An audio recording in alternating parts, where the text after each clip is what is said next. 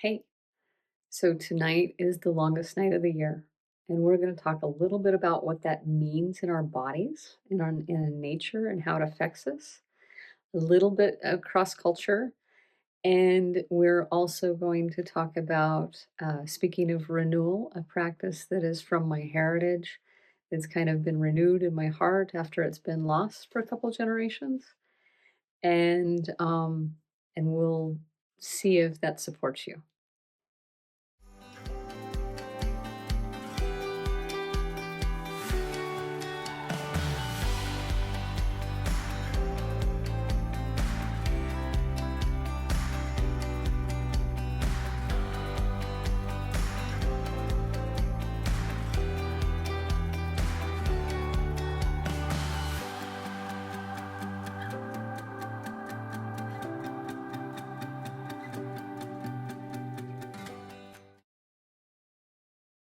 So tonight is the longest night of the year.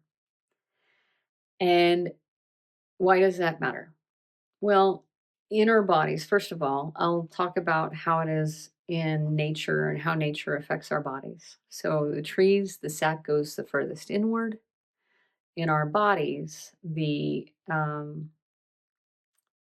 our unless we provoke it with alcohol, our blood is deeper.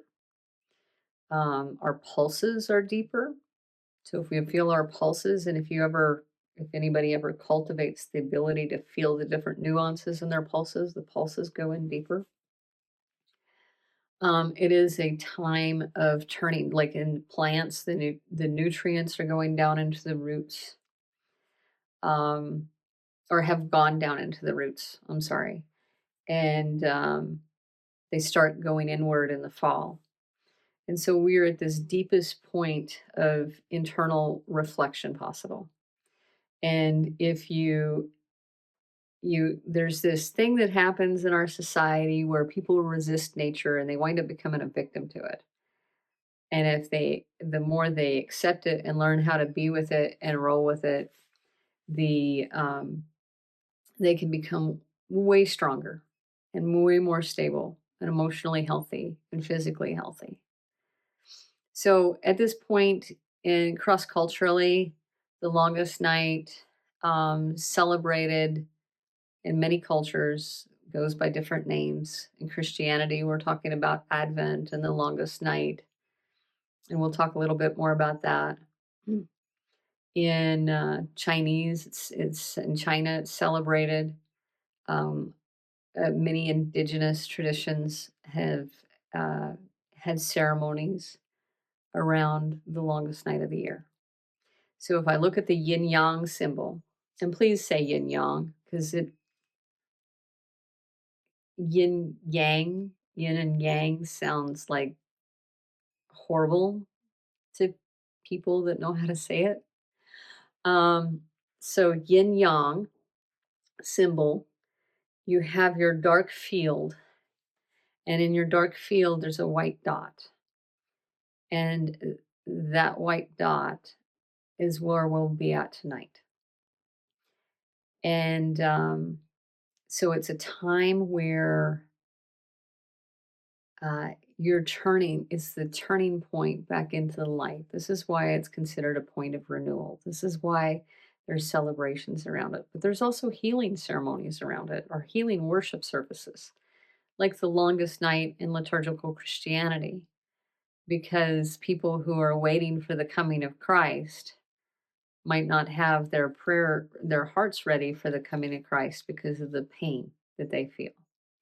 And we've all been either around, most of us have either been around people or we've experienced people who their ability to survive became their lack of ability to thrive. Okay. And it's very painful to see and it's very painful to experience. And those of us soldiers, come back from a deployment and we're so happy to be home. We get home and we don't feel right at all. Nothing feels right. And that's the kind of thing I'm talking about that is really, really, something like the longest night worship service is really good for. Um, Losses, deaths, illness, loss of jobs. The losses that came in the fall sometimes inhibits a person's ability to celebrate Christmas, and celebrating Christmas with family. That's it's a conduit. It's part of a net that keeps us together, keeps us from being isolated. So the let's see. Okay, so we're at the furthest point inward, and we're at the cusp of renewal and going back outward. The furthest dark, going back to the light, and this is a point of instability. Okay, you can't have stability and have healing. You can layer stability and healing, but the nature of healing is disruptive. The nature of progress is disruptive.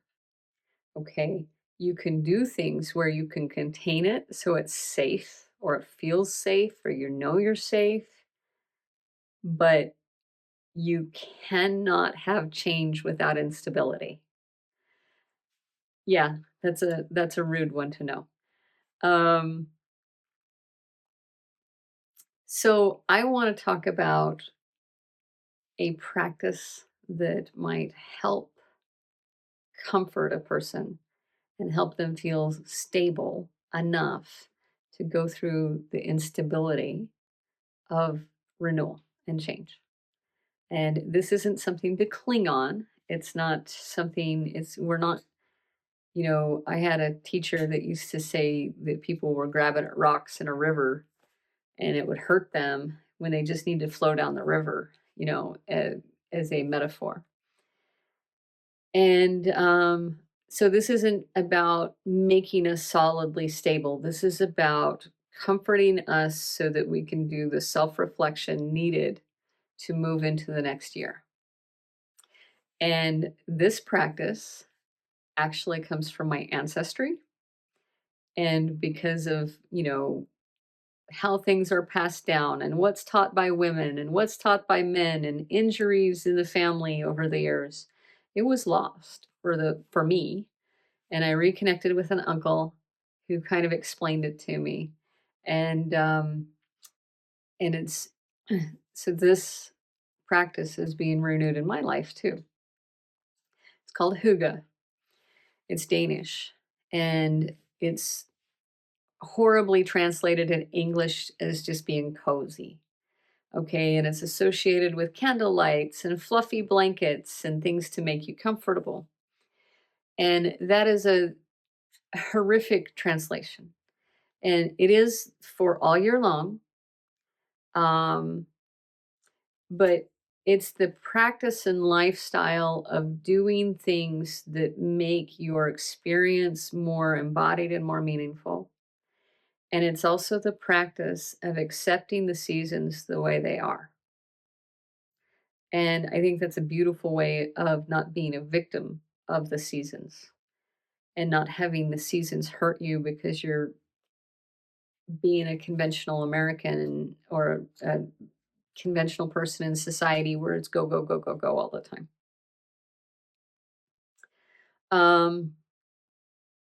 So think about Hygge in this way of, rather than just, I'm going to make myself comfortable and I'm going to light a candle or a smelly something. Think about it as a lifestyle practice of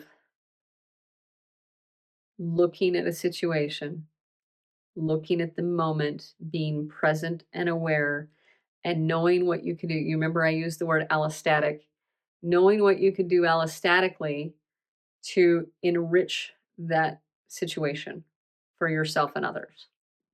Okay. And is that music? Is that candlelight? Is, if it's in the summertime, maybe let's get in the swimming pool with our friends. Let's not yammer about anything that comes into our head, but make sure that our interactions with our friends are uplifting to each other. A lot of people associate Hygge with gardening, but yet I was in a forum online and I was talking about Hygge and how my dad had this experience bringing in the hay in from the field, and they're like, "That's not Hygge." And no, but it is. And I confirmed that with my own family, with my own people that understand it and was raised in it. Um, so by yourself, if you're doing this by yourself tonight, and hopefully you do this tonight, if you don't see this till later, just keep doing it anyway. It's okay. Um, so by yourself, if you are by yourself, I want you to think of, instead of self-love, as painting your nails or getting, new wheels on your car, as self-love is giving yourself the grace and permission to hold yourself accountable. Okay. And that doesn't mean blame. This can be all done without blame. It is as blameless as balancing your checkbook.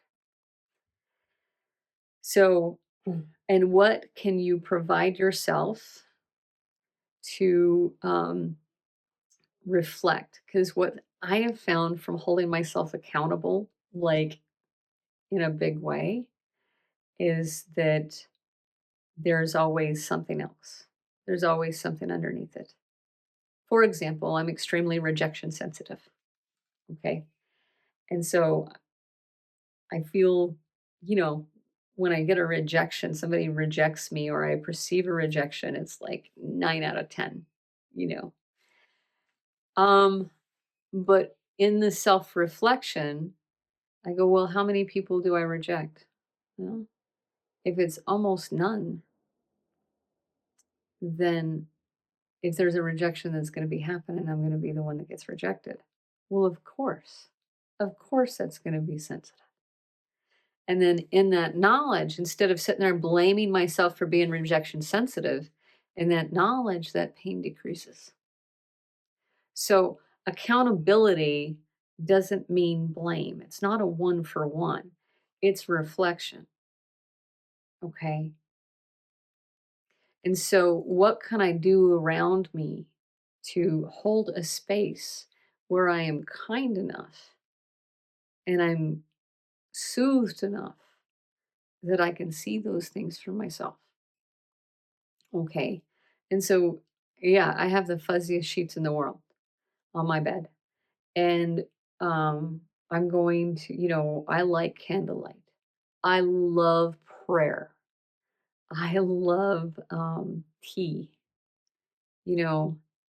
Um, and so these things that I do, like if I get a tea and just drink it and I'm mindless about it, it's not the same. But if I get a tea and I hold it and like I'm loving myself with it, that's a different thing. Okay. And so as a group of people, looking at my notes, you cannot hold self-reflection and accountability so personally. That's in my notes, and I wanted to make sure that if I didn't say that, that I said it. I'd love to hold that hammer that home, that the experiences that we have, we feel personal. We experience it personally. But that doesn't mean that everything is about us, and it's not about blame. Okay, so find quality experiences in simplicity. Um, so sometimes, even by yourself or with others, to make the situation more simple is a very kind and enriching, comforting thing to do for yourself. Be with your senses. Remember my video about paying attention to everything, paying attention to everything embodied. It's really important for this. And then with others, how you would experience Hygge with others is is You're sharing stories. You set a space to contain uh, goodness, to set an environment for goodness. And then you share stories with each other, you uplift each other, and you make sure that you are all included. It's an inclusive thing where you're gathered and you're building each other up. All right. So that is one way to have a Hygge experience together tonight or any other night.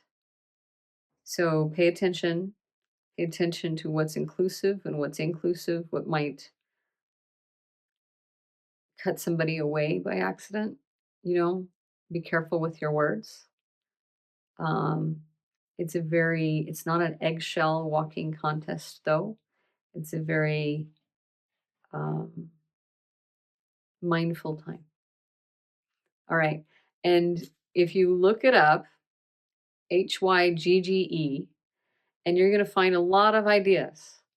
But I want you to not think that just because the ideas and everybody says it's cozy, that that's all it is. It really, really matters. So you enjoy your longest night. I hope you get out of it what you need. And you have a great, great coming new year. And Merry Christmas.